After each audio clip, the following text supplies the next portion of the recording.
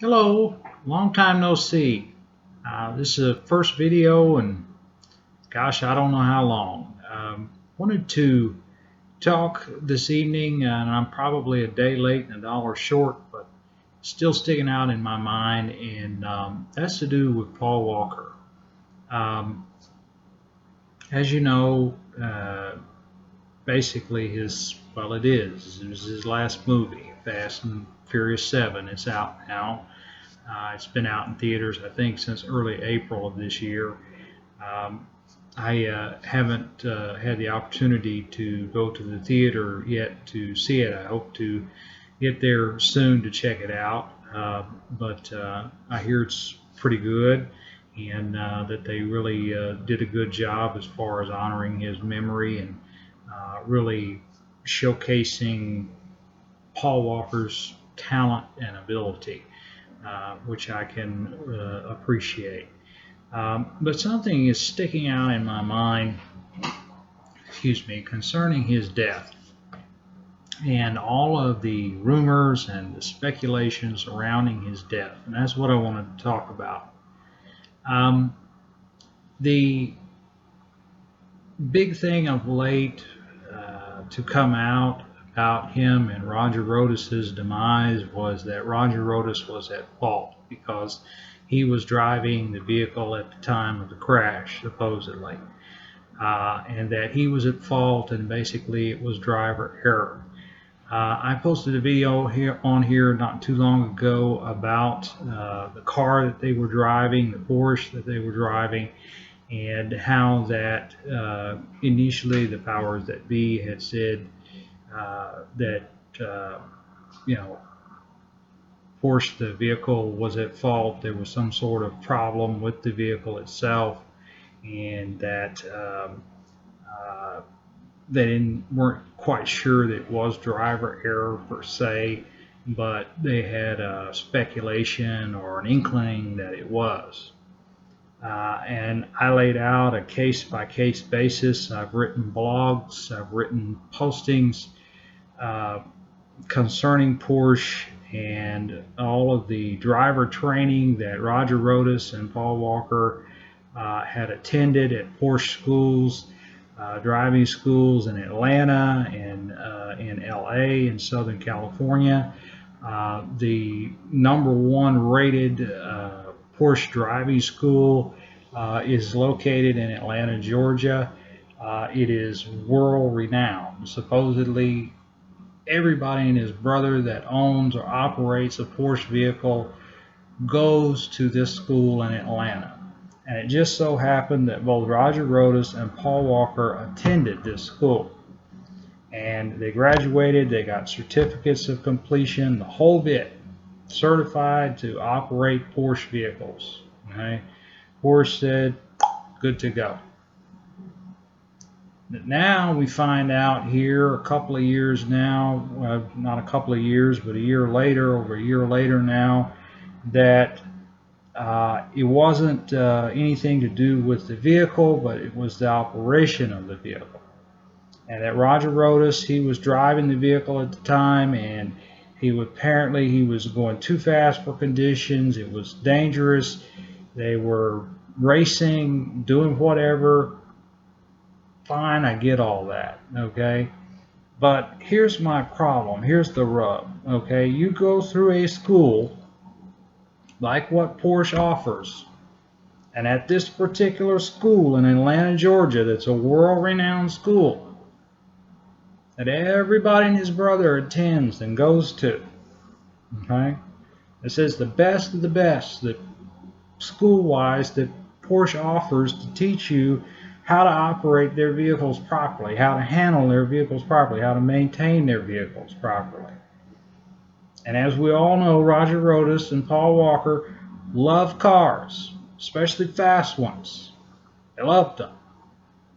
They had their own racing team. Roger Rodas had his own racing. That's how they got started. That's how Reach Out Worldwide, or ROW, got started, was through their racing team and their ability to go around the world and race and do things and show off their cars and their talents and their abilities. And they had a team, a good, competent team, a qualified team, I don't know, maybe half dozen to a dozen, maybe more, okay, people up under him, okay, and certified mechanics, people that work on cars, that know cars, that have been around cars, but yet somehow, Roger Rodas, man, he was going too fast, he was this, he was that, and car crashed and exploded, and they died instantly, this, that, and the other thing, case closed. With all due and proper respect to the authorities and to the powers that be concerning this case, I call bullshit. I call bullshit. And here's why. If it is true that Roger Rodas didn't have any business operating the vehicle the way that he operated and he was at fault for doing what he did, then there should be absolute teetotal proof of that. But the thing is there's not.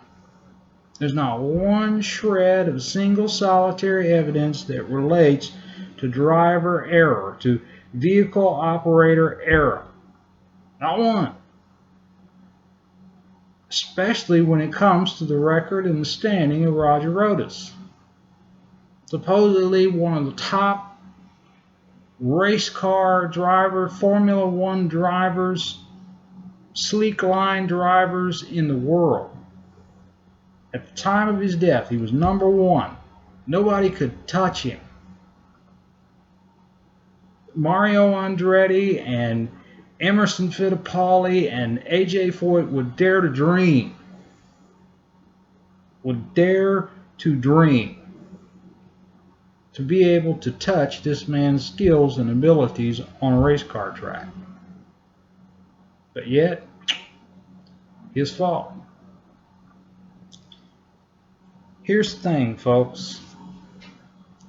Rumors abound that through the Reach Out Worldwide program and the tsunamis in both Haiti and India and the Philippines, where the North American Organization of Filipino Concerns, or NAFCOM,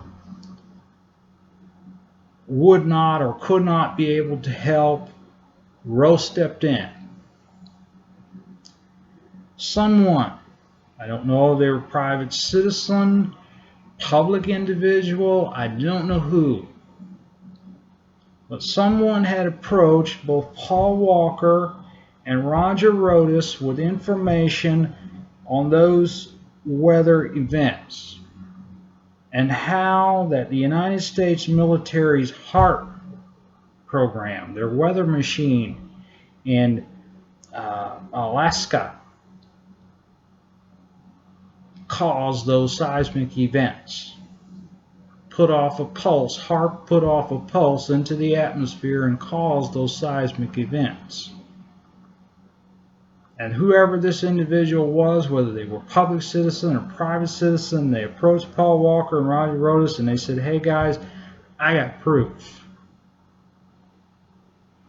And they gave this proof to them. And they said, because of who you are or what you do and how you operate and go around in the world, I want you to present this proof. Here it is right here. Look at it, examine it, have you people check it. Paul Walker knew a lot of people, a lot of places, and dealt with a lot of people, a lot of places. Reach Out Worldwide, Road, dealt with a ton of people. So he knew a lot of people. And apparently, before his death, he was in the midst of investigating this proof. He and Roger Rodas, they took it to their people that they knew, qualified people, and said, look, this is what we got. We've been presented to this. It's unbelievable. We'd like to cross-check it, cross-references. What is this?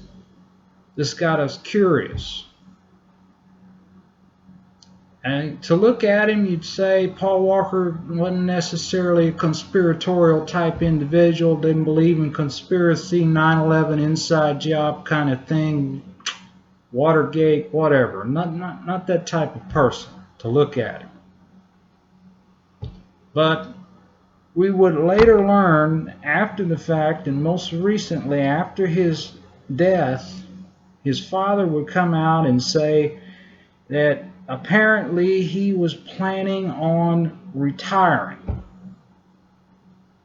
He was through with acting. He felt like that he'd done all that he could. He'd accomplished all that he was going to accomplish. He was tired of doing it. He wanted to retire, and he wanted to concentrate on his work with his organization, Row, and he wanted to concentrate on his driving. Maybe, going into driving full-time, racing full-time, whatever. I don't know, that Formula One, sleek line, maybe both. Maybe NASCAR. I don't know. But he and Roger Rodas were genuinely interested in doing the things full-time concerning racing and concerning Reach Out Worldwide. Because they both had people operating these things for them because they were doing other things. Their time was occupied. Paul Walker's making movies. Roger Rodas is working in the garage and maintaining their shop together and running their shop and working on cars and building cars, etc. And so their time was preoccupied. But they were genuinely interested in the proof that they had been presented by this individual, whoever they are. I don't know their names. I'd love to know them. I wish they'd come forward.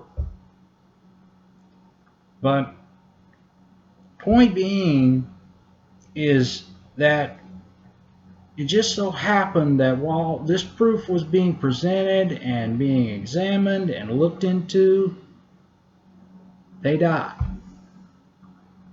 Suddenly and tragically, and albeit surprisingly. It's a funny thing to me because now mum's the word.